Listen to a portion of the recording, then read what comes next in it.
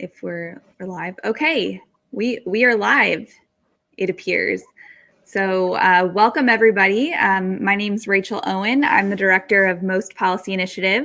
We do not have Dan English with us today. He usually runs the Facebook Live on Fridays. So I apologize if I mess up anything.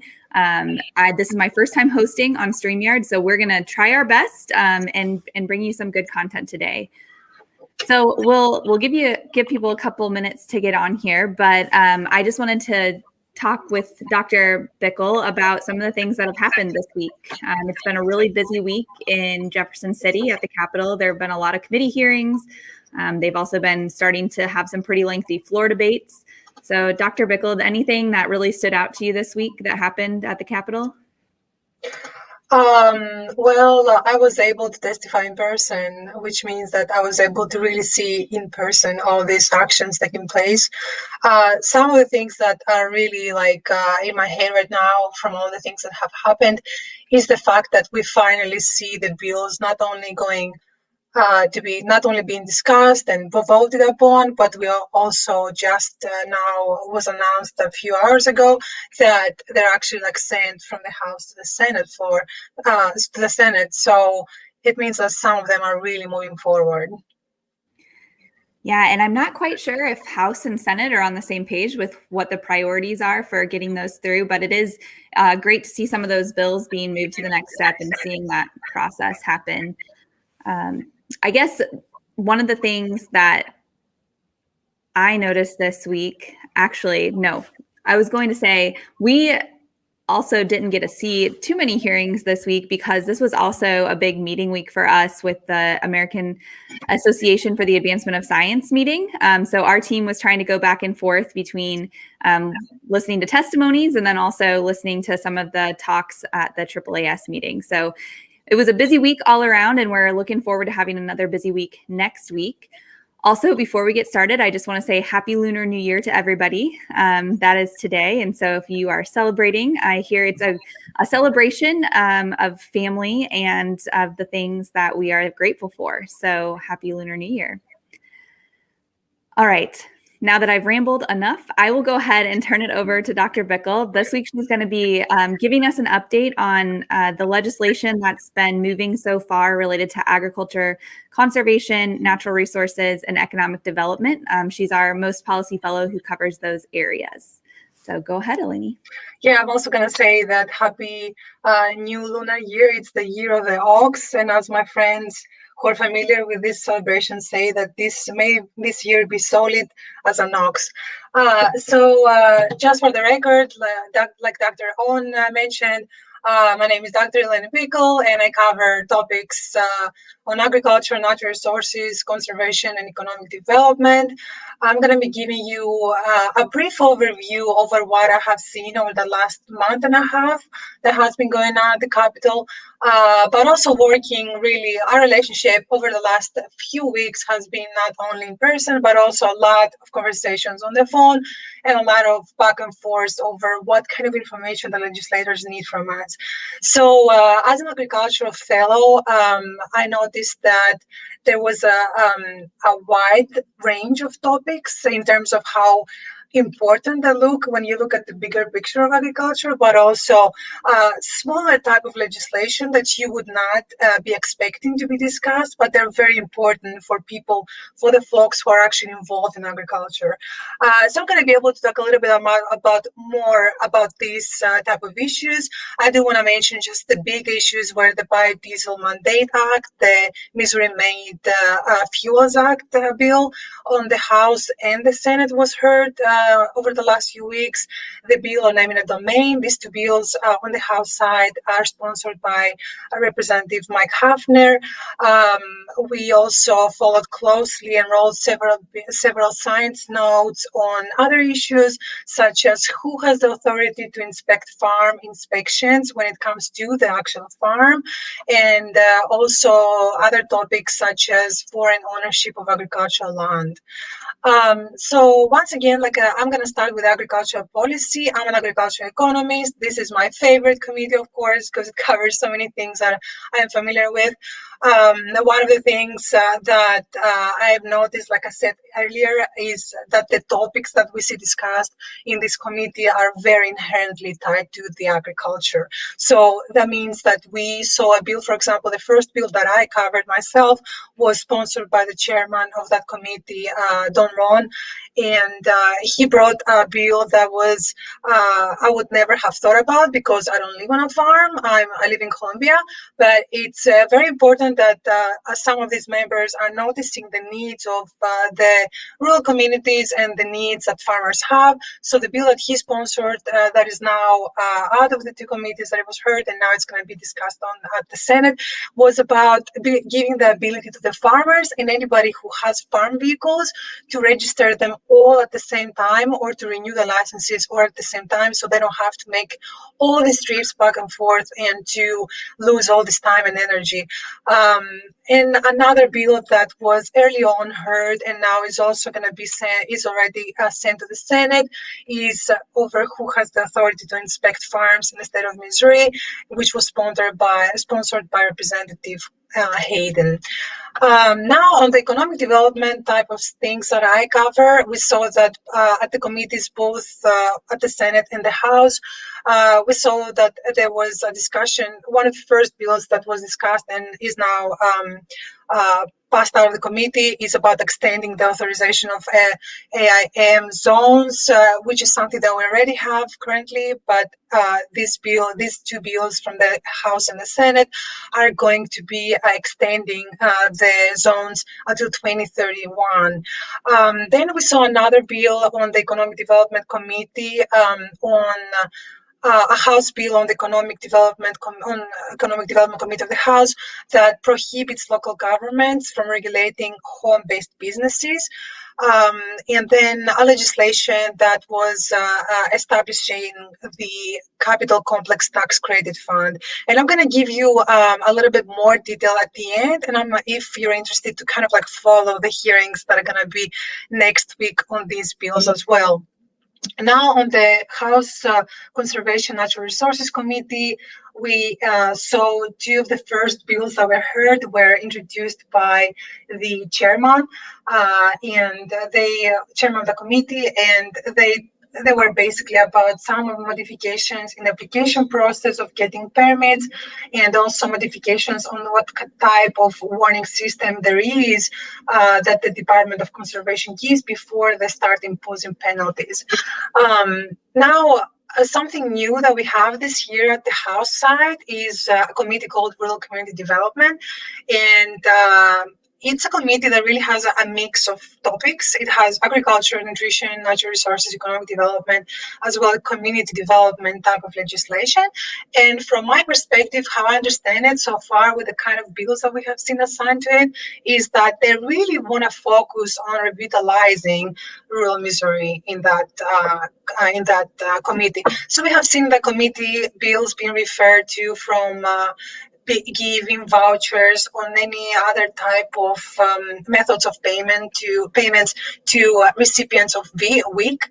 So women, infants, and children will be able to use their vouchers in order to purchase products and food from farmers markets in Missouri.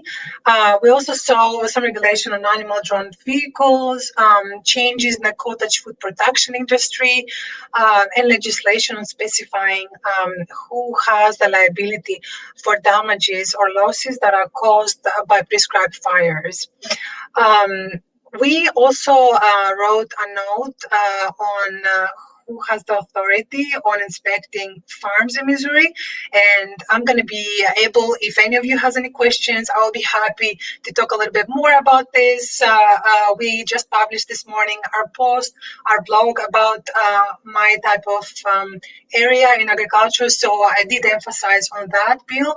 And but I have written many other science notes on various topics. So as I'm going through the bills, I'll be able to point those out. So if any of you has any questions about those, I am going to try and answer any questions that you may have. Now, I'm gonna go ahead and give you some like overview really fast on what happens with some of these bills that I already talked a little bit about. So two of the first bills that we saw at the agriculture policy at the House are now perfected and are reported to the Senate and have already read for the first time. That's the House Bill 153 and House Bill 574, and the first one is about the vehicles, about being able to register or renew licenses on multiple farm vehicles, and the other one was about who has the inspection to, who has the right to inspect certain grounds or facilities in Missouri. Now. Another bill that is related to the House bill about the farm inspections is also on the Senate side, and it's sponsored by Senator Riddle. That one was also referred to the Senate Agriculture Committee, and it was completed. Its hearing was completed last week. Another bill that we have a science note on, so you can ask me questions about it, or you can go ahead and read more about it on our website and on our blog. It's the science note on the House Bill 527 on eminent domain. This one was heard. This one was originally referred to the committee. This one was originally referred to the Judiciary Committee and was voting to pass. And now has been already the public hearing has been already completed to the House Committee on Rules and Administration Oversight. Now, another bill that is very important, which basically extends some of the tax credits that we currently have in our state for agricultural products. The House Bill 693 is sponsored by Representative Francis, but it has been referred to the House Agriculture Committee. And another similar bill on the Senate side is set for public hearing next Tuesday, but not at the Agriculture Committee, but instead at the Economic Development Committee. Rachel, feel free to stop me if there is any question that you think is more pertinent as I move on. Well, I just wanted to go back quick to something you mentioned early on. But it sounds like some of the bills that you're covering really impact the lives of everyday people. And something that I didn't realize about local politics and policy until I got into this role was that the policymakers are really trying to make the lives of people in their districts better. And I think, the farm vehicles registration is an example. So Representative Brown was hearing from people in his district that it was really confusing to keep up with registering all these different vehicles at different times of the year and trying to keep in compliance. And so he brought a solution forth to change that.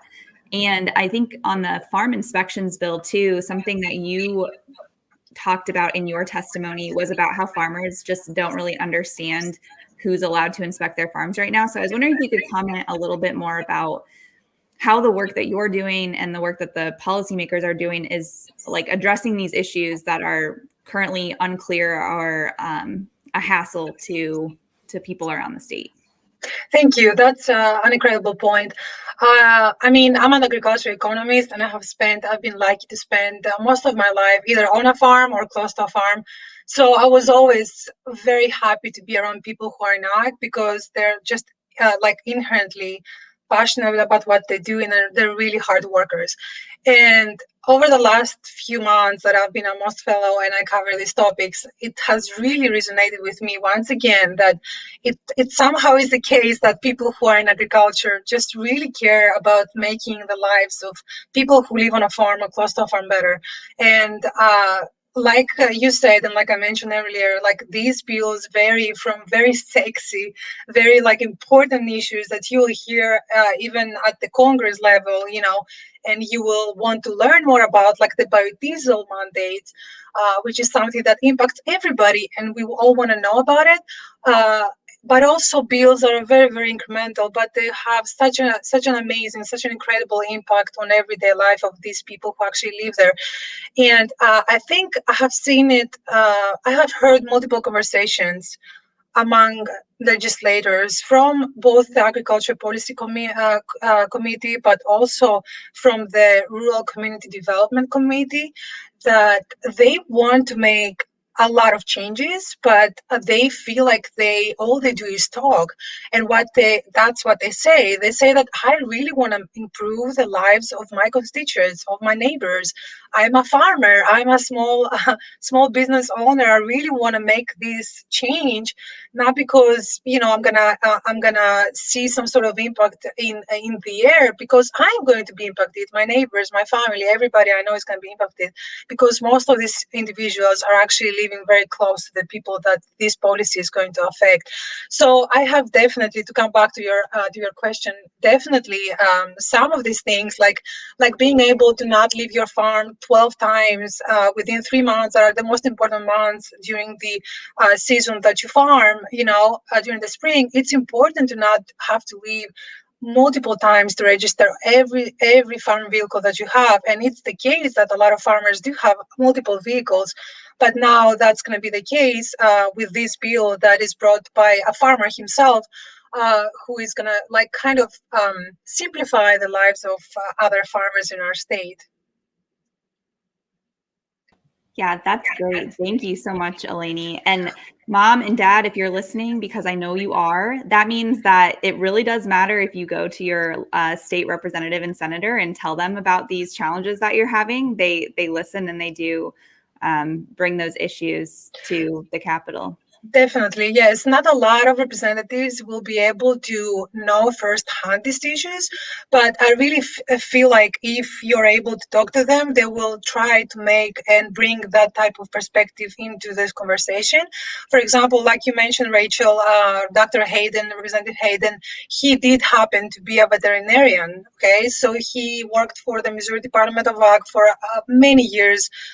He retired from the job and he became representative. So he does happen to have a very close perspective onto what it is to have people come to your farm and not know who they are, and how all of those things can really bring a lot of biohazards on your farm, and how many economic impacts this type of small problems for us because we're not on a farm, but big, really big, major problems for the farmers can have. Don Ron also is a farmer, so he is able to bring this kind of conversations from his life to the perspective, and being a chairman can really make this, bring the importance to the conversations. But I did have also some conversations with representatives who are, let's say, pharmacists. So they do not know a lot about agriculture, but they do know that there are some needs that their constituents are bringing to the table, and that they're calling them and telling them, hey, we want this or that. I don't want to mention specific topics, but one of the issues is really how can people have easier access to healthcare, to mental health care resources. So people in rural Missouri, for example, may have even a bigger barrier to be able to reach these things. So some of the representatives who are not themselves farmers or do not live in a rural area do understand that these issues are a problem, as long as their constituents are making an effort to bring these issues to their attention. Great, thank you. And we do have a more specific question about the farm inspections bill. So my mom, tuning in, is asking what is being done in regards to who can inspect farms, and how is that being clarified? So maybe you could cover some of the highlights from that science note that you wrote. Sure, thank you. Thank you for the question. So what happens right now is that anybody, when I was doing the science note, when I was writing the science note and kind of bringing together all the information that I can to be able to provide to the representatives who would be talking about this, I had a really hard time understanding and finding exactly who can come to the farm and how often, based on the needs of that they want to cover. So that was definitely the defining line for why they wanted to as I understand it, why they wanted to bring this bill and to make it a law.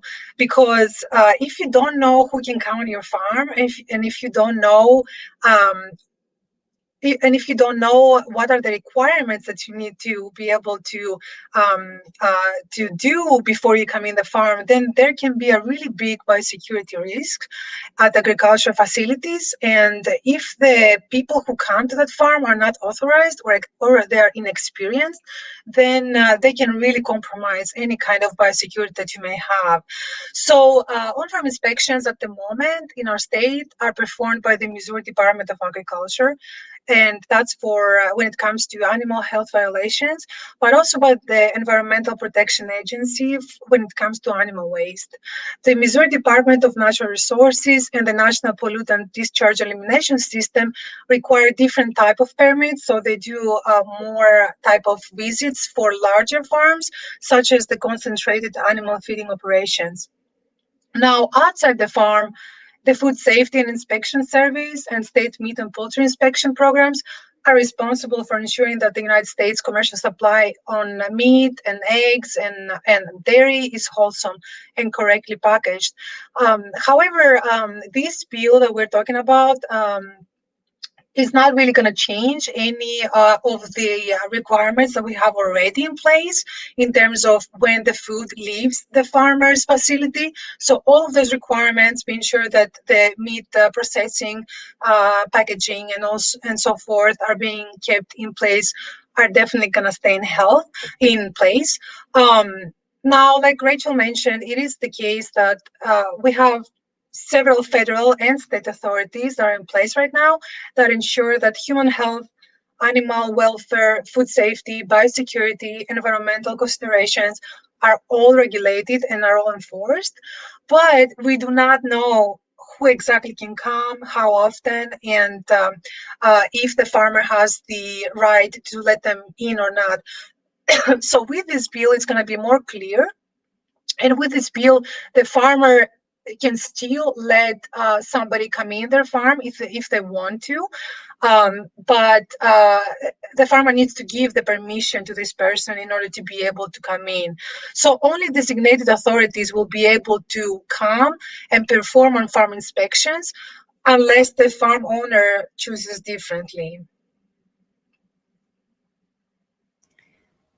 Thank you, Eleni. I think that was a great explanation. And I do think it sounds like that bill will help to clarify some of the confusion right now. But I guess to step back, and we'll wrap up here pretty soon. Please feel free to ask questions if you have any. You can write them in the comments box. So we've been talking about these science notes, and one of the ways that we communicate with policymakers, so we are a nonprofit and we don't give policy recommendations. We simply try to put gather scientific information that can help inform policy discussions. And we do that in these science notes that we write, which are 1 to 2 page, 2 to 3, 2 to 4 page, more realistically, probably. So short papers that include the highlights of the science and then a little bit of background research on those topics. And I'll put a link in the chat about our science notes, but we've written over 40 this year so far. Sorry for the echo. I have no idea what's going on. And our fellows have really been hard at work in getting this to lawmakers. And we only provide them on requests from lawmakers. Am I echoing to you? A little bit, but I can still figure out what you're saying. I think it's still clear. Okay, sorry. Well, maybe we will go ahead and wrap up then. We do have upcoming events. While I try to get my sound figured out, Eleni, would you be able to talk about the briefing that's coming up in March? Sure. We're almost done with preparing it, so you're soon going to see an announcement. We're going to have 3 very important individuals in the mental health of rural communities area. We're going to have two individuals who are going to speak specifically about the needs of Missouri farmers in our state, and what are the needs and what kind of resources there are at the moment for people who live in rural Missouri, but also specifically farmers, what type of resources they have on mental health.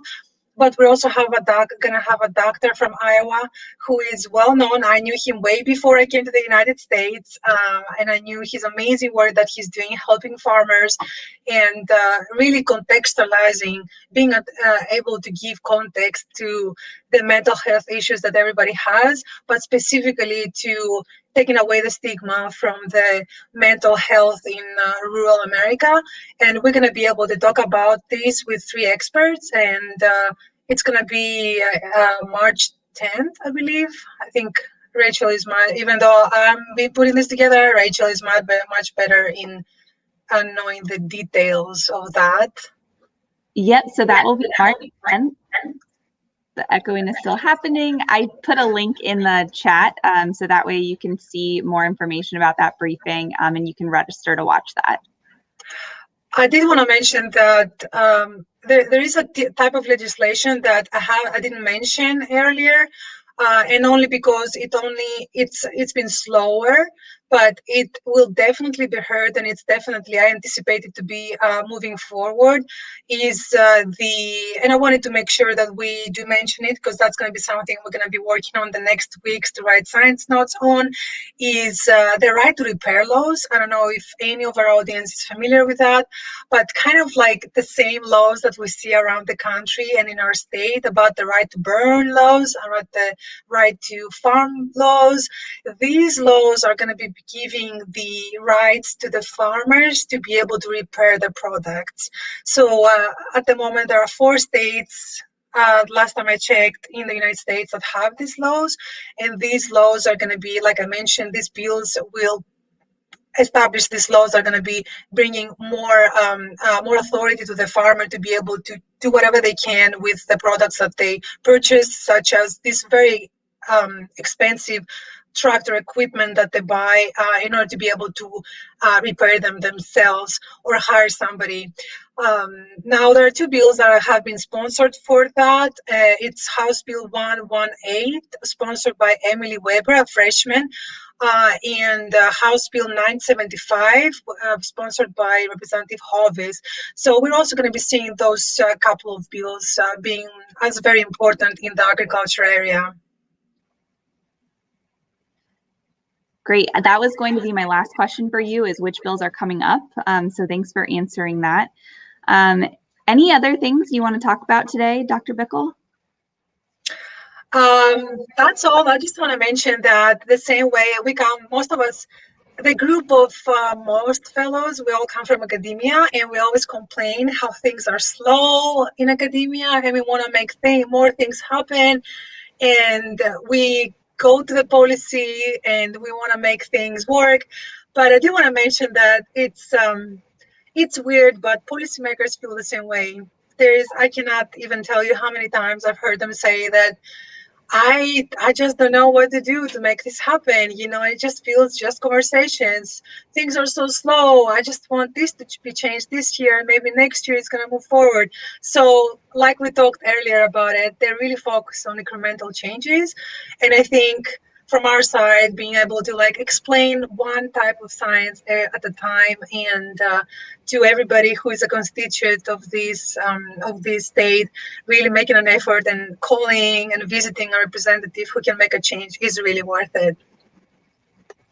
Yeah, that's a great point to end on. Okay, well, I'm going to just make a couple announcements quick before we leave. So hopefully this helps the echo so that I'm not echoing on your screen. But in addition to the briefing that's coming up on March 10th, I also wanted to mention that next Friday we'll have our Science Policy Office Hours with Dr. Josh Mueller. He is our fellow who covers health and mental health policy. So be sure to tune in on that. He'll give you an update, particularly on some of the COVID liability and public health order talks that have been happening at our Capitol over the last few weeks. And then the other exciting event that we have coming up is a climate change roundtable that we're hosting at the end of the month. I'm going to put the link here in the chat. So that way you can get more information about that. But our roundtables are really meant to be sort of informal discussions with experts around the state about different topics facing our state. So we had one on vaccine equity in January, and this month we're going to be focusing on how climate change is impacting Missouri. So that will also be applicable to other places in the Midwest, but we will have some experts from around the state talking about it, and we hope that you'll be able to tune in. Also, after the roundtable, we're going to be having an informal after party, which is just a Zoom breakout room type happy hour, but we hope that you'll be able to join us for that as well. Thanks, and we will talk to you next week.